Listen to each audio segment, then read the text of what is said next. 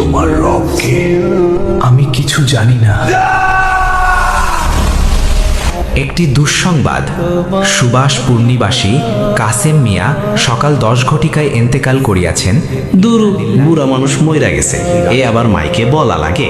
হুদাই কান জার করতাছে যত সব। ভাই, এইভাবে বলা কি ঠিক?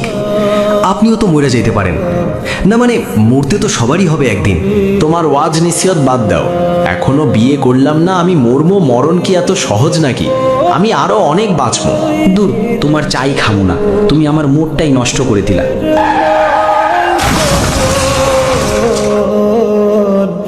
একদিন তোমারি না।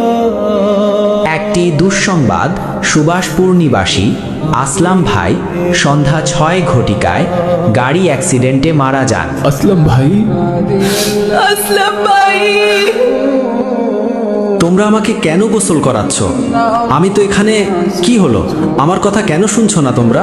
তোমরা আমাকে কই নিয়ে যাচ্ছ? আমি তো এখানে। কি হলো? আমাকে তোমরা কই নিয়ে যাও? মা, এই যে আমি তোমার আসলাম, আর তুমি কেন কান্না করতেছ? এই যে আমি, আর ওরা আমাকে কই নিয়ে যাচ্ছে? আল্লাহু আকবার, আল্লাহু আকবার, আল্লাহু আকবার। আসসালামু আলাইকুম ওয়া রাহমাতুল্লাহ। তোমরা আমাকে কবরে রাখছো কেন? আমি তো এখানে। কি হলো? তোমরা কথা বলছো না কেন? তোমরা আমাকে রেখে চলে যাচ্ছ কেন? আমার খুব ভয় করছে। আহরে, মানুষ দুনিয়াতে কতই না অহংকার করেছে।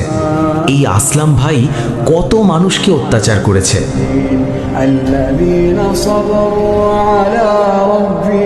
তোমার রবকে। তোমার রবকে। আমি কিছু জানি না। তোমার দিন কি? আমি কিছু জানি না। আমি কিছু জানি না।